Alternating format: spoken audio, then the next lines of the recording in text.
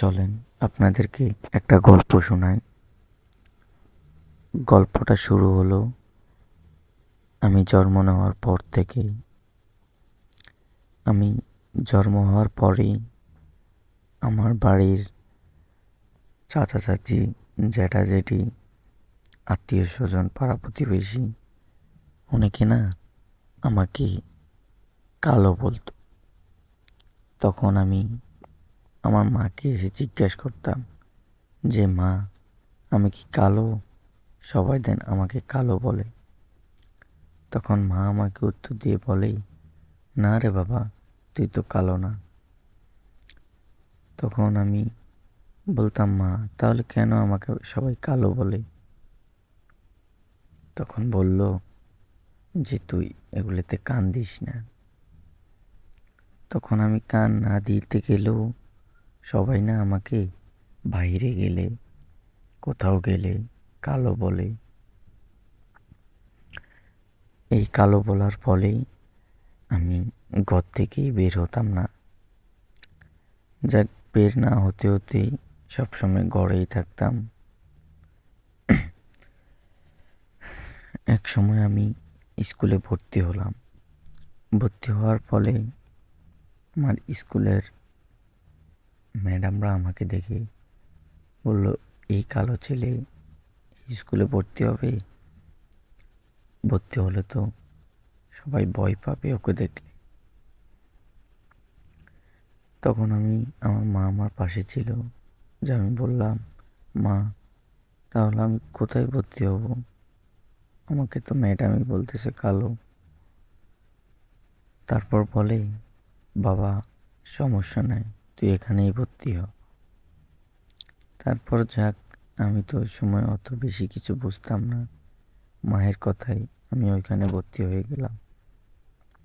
মা আমাকে ভর্তি করিয়ে দিল। এরপর আমাকে কোনো ম্যাডামরাই দেখতে পারতো না।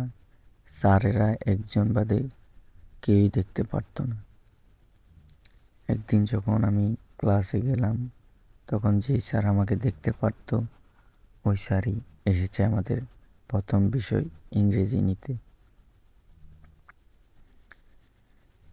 যাক, তারপর আমাকে ক্লাসে, আমি তখন ছোট ছিলাম, আমার সাথে আমার ছোট বন্ধু বান্ধব যারা ছিল, ক্লাসমেট, সবাই না আমাকে কালো কালো বলতো। তখন স্যার ওদেরকে ধমকিয়ে বলতো, ও তো তোমাদের বন্ধু বান্ধব, তোমরা ওকে কেন কালো বলো? তখন বলার পরে ওরা থেমে গেল। তারপর স্যার যাওয়ার পরে ওরা আমাকে কালো কালো বলে খেপাইতো। আমি কিছু করতে পারতাম না, বলতাম না, কারণ আমি তো কালো।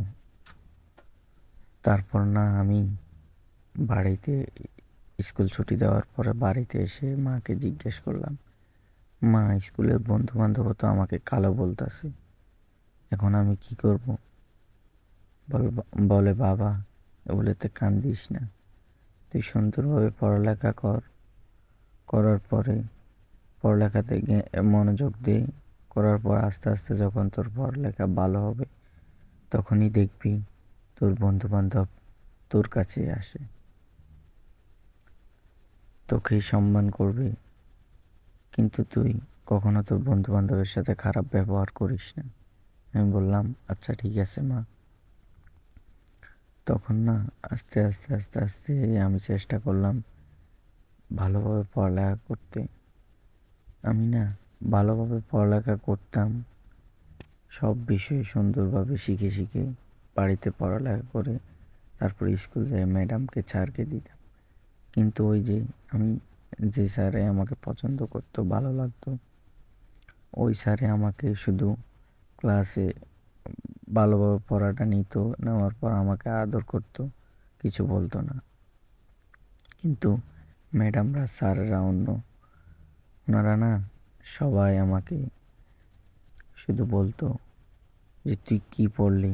তুই তো কিছুই পারস না, বাড়িতে যাই কি পড়ালেখা করস না? আমি বলতাম, স্যার অথবা ম্যাডাম, আমি তো সুন্দরভাবেই পড়ালেখা